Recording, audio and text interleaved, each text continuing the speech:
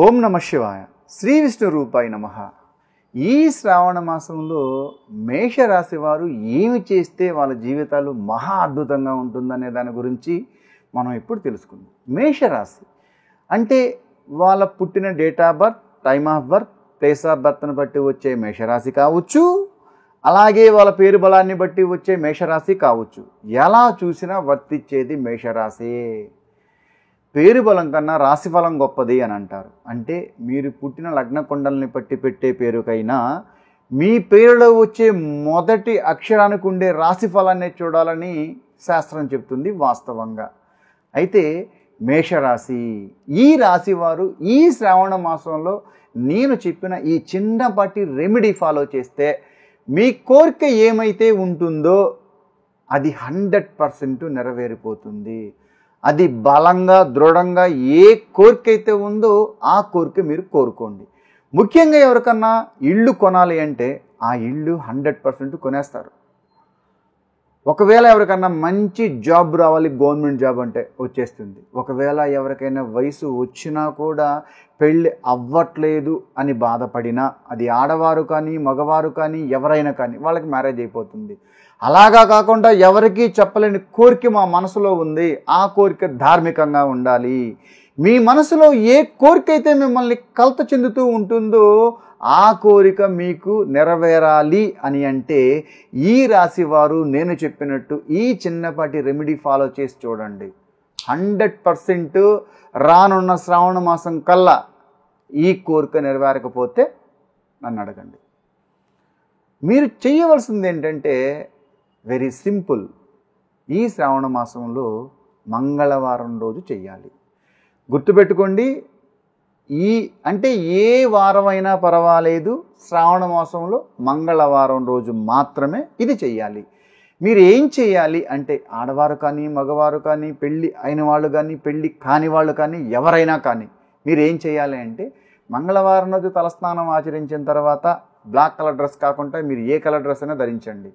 అయితే 3 తమలపాకులు, 2 ఒక్కలు, అందులో 3 రకాల పువ్వులు, 2 అరటిపళ్ళు.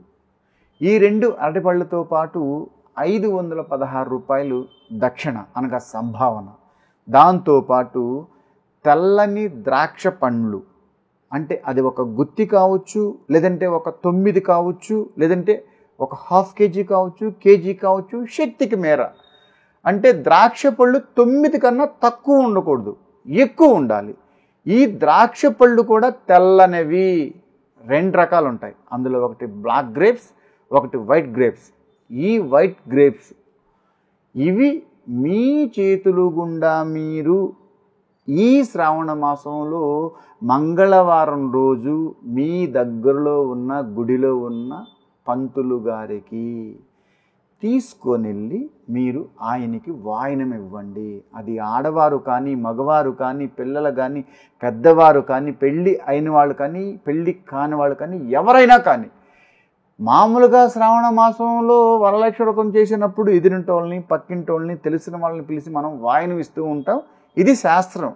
కానీ ఈ రాశి వారు నేను చెప్పినట్టు ఇంతవరకు మీరు రెడీ చేసుకొని కేవలం మంగళవారం రోజు మాత్రమే మీరు గుడికి వెళ్ళి, అది ఏ గుడైనా కావచ్చు, ఏ టెంపుల్ మీకు దగ్గరలో అనుకూలంగా ఉందో ఆ గుడిలో పంతులు గారికి మీరు మీ చేతులు గుండా నేను చెప్పిన ఈ సంభావన మీరు ఆ పంతులు గారికి ఇస్తే, మీరు అది ఇచ్చిన తరువాత ఇచ్చేటప్పుడు ఇచ్చే ముందు మీ ఇష్టదైవాన్ని మనసులో ధ్యానం చేసుకొని మీ మనసులో ఏ కోరిక అయితే ఉందో అది మీరు నెరవేరిపోవాలి అని అనుకొని ఆ వాయనం మీరు పంతులు గారి చేతికి ఇస్తే 100% ఈ శ్రావణ మాసంలో మీరు కోరుకున్న ఆ కోరిక నెరవేరుతుంది.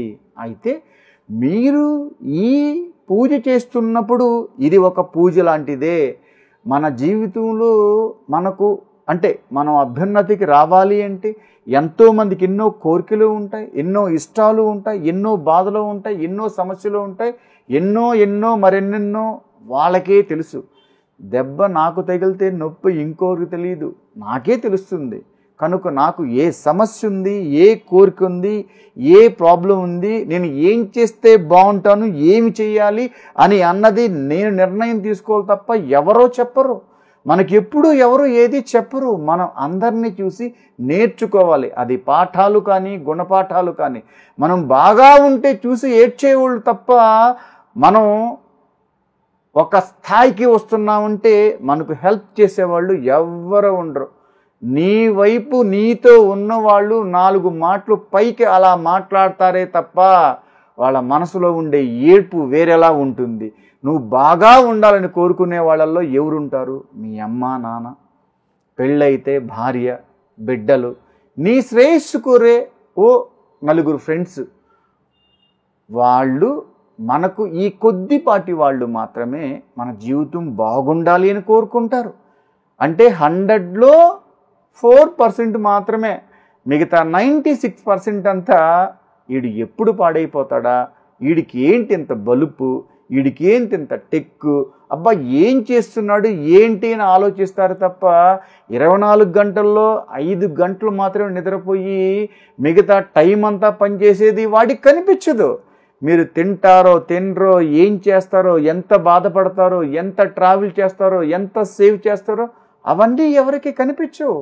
కష్టపడే వాళ్ళకి మాత్రమే ఇవి కనిపిస్తాయి. అయితే ఎవరి జీవితం అయితే అద్భుతంగా ఉండాలి, ఎవరి కోరిక అయితే నెరవేరాలి అని కోరుకుంటారు ఈ రాశి వారు, నేను చెప్పినట్టు ఈ శ్రావణ మాసంలో మీరు దగ్గరలో ఉన్న పంతులు గారు అనగా బ్రాహ్మణ్ అనగా పంతులు గారు అంటే అయ్యగారు, కేవలం ఇది ఒక పంతులు గారికి మాత్రమే ఇవ్వాలి, లేదు మీ శ్రేయస్సు కోరుకునే గురువు గారికి ఇవ్వాలి తప్ప మిగతా ఎవ్వరికి దయచేసి ఇవ్వరాదు. మీరు అలా చేసిన ఈ పూజకి ప్రతిఫలం ఈ శ్రావణ మాసంలో మీరిచ్చే ఈ సంభావనకి, ఈ దక్షిణకి, అంటే మీరు ఇచ్చే ఈ వాయినానికి ప్రతిఫలం ఉండదు. ఇది కేవలం గుడిలో ఉన్న పంతులు గారికి మాత్రమే ఇవ్వాలి. లేదు మీ గురువు గారికి ఎవరైనా మీ శ్రేయస్సు కోరేవాళ్ళు ఉంటే ఇవ్వచ్చు తప్ప ఎలా పడితే అలా అందరికీ ఇవ్వడానికి కుదరదు. కనుక ఈ శ్రావణ మాసంలో నేను చెప్పే ఈ చిన్నపాటి రెమెడీ ఫాలో చేసి మీ జీవితంలో ఒక కోరిక, అది ఏదైనా ఒకటే. నాకు చాలా ఉన్నాయి, నాకు చాలా కోరికలు ఉంటాయి, అన్నీ కోరేసుకుని ఇవ్వాలంటే కుదరదు. ఏదైనా ఒక్కటి, ఇది అయితే నా జీవితం, నా కుటుంబ జీవితం బాగుంటుంది అని ఒక్క కోరిక కోరుకొని ఇవ్వాలి. ఆ కోరిక కూడా మీ జీవితంలో అది ధార్మికంగా ఉండాలి తప్ప ఎలా పడితే అలా కోరడానికైతే మాత్రం శాస్త్రం ఒప్పుకోదు. అలా మీరు ఎలా పడితే అలా ధార్మికంగా లేని కోరుకున్నా కూడా ఫలించదు.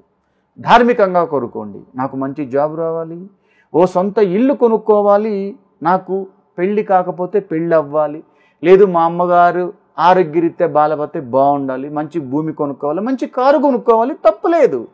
ఓ మనిషి జీవితం తను నిర్ణయించుకోవాలి తప్ప ఎవరో వచ్చి నిర్ణయించరు. నా జీవితం ఎలా ఉండాలనేది నా చేతుల్లో ఉంటుంది. అలా మీ కోరిక ఏమైతే ఉందో ఒక్క కోరిక కోరుకొని ఈ శ్రావణ మాసంలో కేవలం మంగళవారం రోజు మాత్రమే ఇలా మీరు వాయినం ఇచ్చి చూడండి, 100% మీ కోరిక నెరవేరుతుంది. ఇందులో మీకు ఎలాంటి సందేహము వలదు. కృష్ణార్పణ.